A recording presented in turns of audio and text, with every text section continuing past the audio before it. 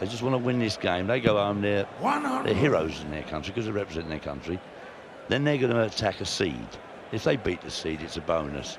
But this is the pressure game for them. And it's only 7 legs.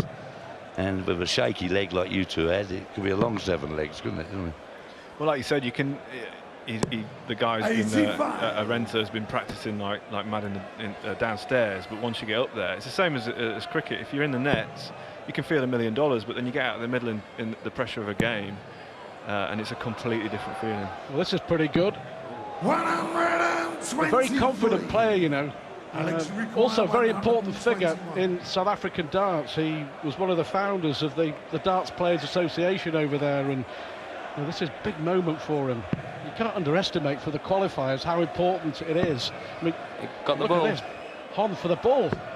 96. He can count as well, the lad. You're better than that last dart player that was up there. Did you see him? He wanted 68 3 times and went for treble 18. Now, which way would you go for 68? I had it on there, and I busted. I hit treble, and then I quite like double 4, and I yanked it horribly into 18. But you went to treble 20, so you went the right way. But I mean, we've got a guy up there playing who's supposed to be a dart player going the wrong way. I mean, there's a right way and a wrong way. So you hit treble 20, and you went for double 4 and hit 18. Double 3 here. I missed it by a long way as well. And how many darts did you ever double? Too many. I lost count. Yeah, we were worried at one stage they were going to have to drag us off because they wanted to get the proper guys on there.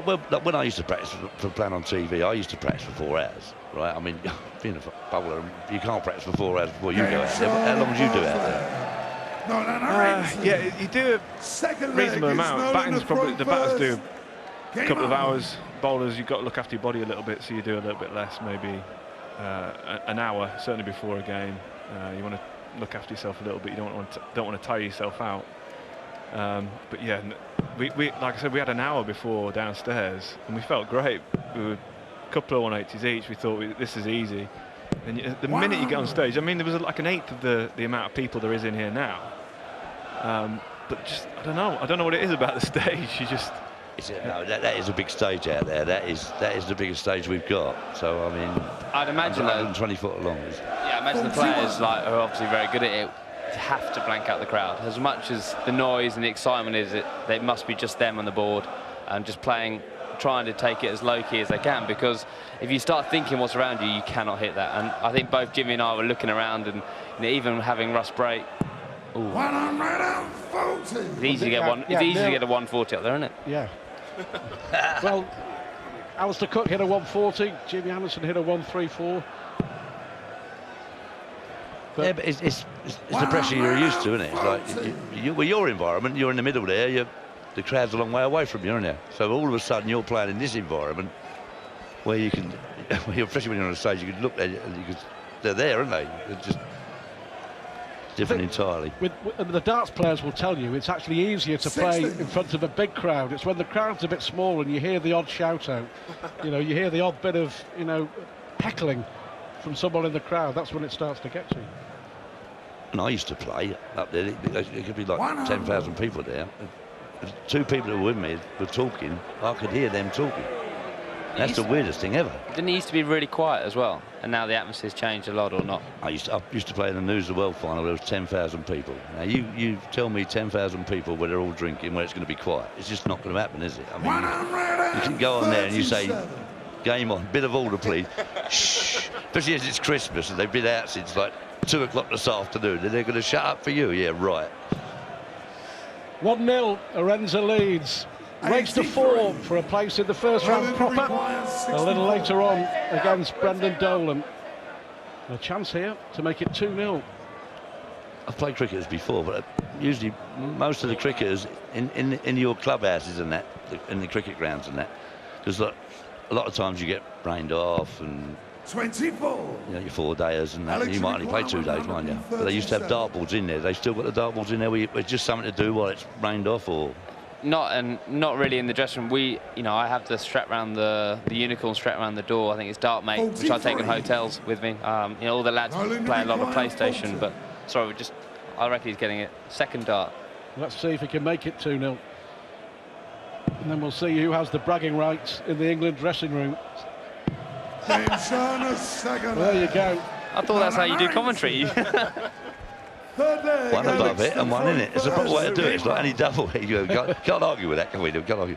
Right, carry on with your dart. Yeah, so I like have the dart mate round the door, and yeah, like if you ever go to a hotel room and you see lots of holes in the wall, you know that I've been around there. But it's, all the guys play a lot of Xbox and PlayStation. I don't really enjoy that, so darts is my little escapism, and played it for about probably about 6 or 7 years now, and I just love it. It's the most addictive thing ever, because you can play really well for 10 minutes and then suddenly out of nowhere you cannot hit anything. I don't know why. Yeah, obviously we're in the business, obviously, of professional sport, trying to work out what you do wrong, what you do right. And one thing I cannot do is work out when I throw well and when I throw badly. Well, he's thrown pretty well. The first 180 of the match to the man from Hong Kong. Last year, when Jimmy was in the commentary box, we were talking about you, and he was saying that you took it really seriously. You were a really bad loser when it comes to playing darts. From Jimmy?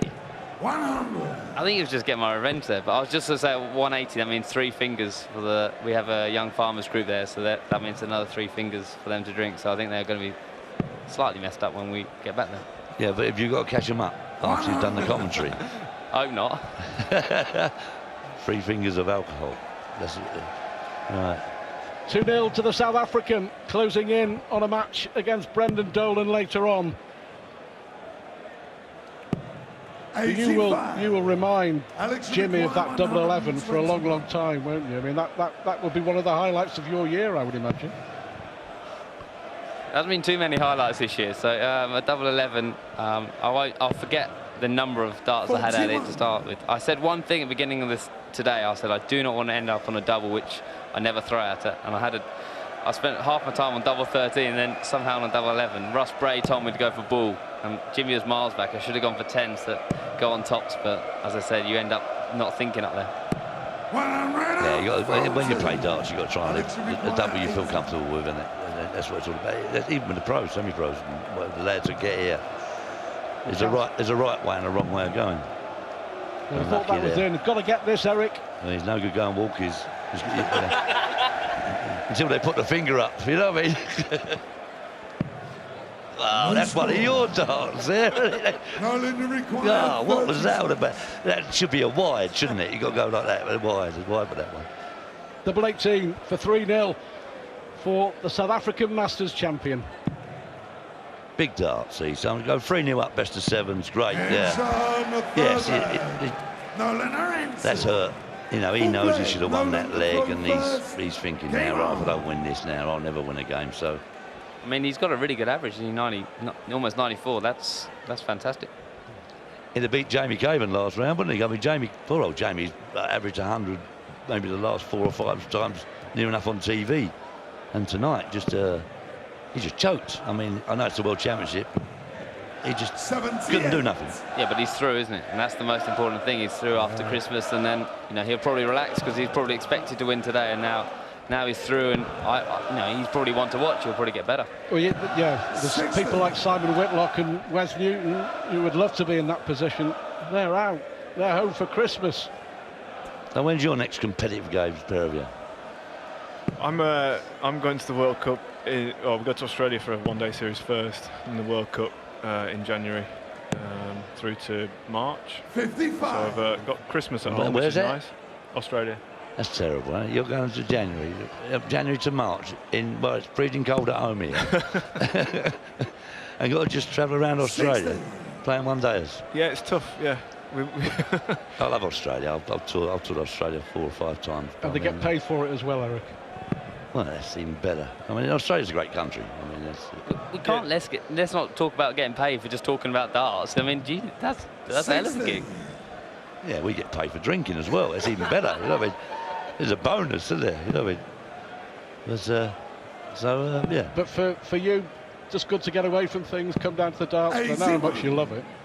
Yeah, it's obviously been an interesting couple of days. It's obviously frustrated and disappointed that I'm not joining Jimmy on the plane, but sometimes these things happen, and I've got to take it on the chin. You get a couple of weeks away from it now. I know the Lambs will be busy busy when I get home in a couple of weeks, so that'll keep me busy. But it's yeah, it's gutting and it's frustrating seeing not going on there when you put so much in. But so that's the way of the world, and you have to get over it. And I wish all the guys all the best. Of course, you've got the Ashes to look forward to. I mean, what a prospect and what a challenge, to try and win them back. Yeah, I mean, it's obviously. As I said, it's hard to talk about at the moment because the way I feel about it. But as I said, there's 17 Test matches next year, and we've never played that many in such a short pace of time. And obviously we've got Australia at home and South Africa away. The two real marquee series. So it's great to be involved in, and hopefully we can get back to scoring some runs and enjoying cricket again. And in between times, the arrows.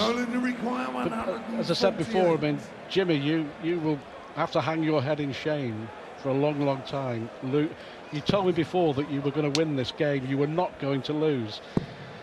Yeah, well, you were carrying the Red Rose responsibility. You've let down a county. I have, yeah. I'm gutted. Here we go. Let's see if he can stay in the match. Needs double 5 because the South African here has a chance to win it. Come on, boys, call it in. Which way is going? 16 double 16. Is that the way you go? Yeah, 16 double 16. If he accidentally hits an 8, he'll want tops. Oh, he's gone tops way. I like the tops. I reckon second dart again. Just Good underneath. marker. Great marker. Under pressure. Pushed it. But that's for the match. There's that difference. Like the bit of nerves you had up there. Well, that was the adrenaline, wasn't it? He's travelled halfway around the world, practiced 15, 16 hours the last couple of days. Double 2. He's another chance here. What do you reckon, Jim?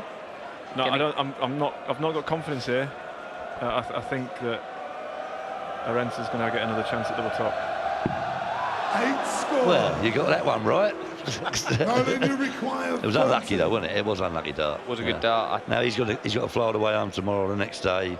He's got to think about this, losing 4-0 if he gets this, and he could have won 3 of the legs. So it's horrible. I mean, there's a lovely part of sport and there's a horrible part of sport, as you know in your own sport. You know what I mean? Well, that's the end of that game. Thank you very much, gentlemen, for commentating with us. Thanks for having us. Best of luck in the new year. Thanks a lot for having us, mate. Thanks to both Jimmy Anderson and to Alistair Cook. Great fun, great sports, and a great win for the South African Nolan Arendse. He goes through to the first round proper, and later on tonight, he'll have a crack at Brendan Dolan. Coming up next, the St Helens Star with a huge future. It's Michael Smith on the big stage.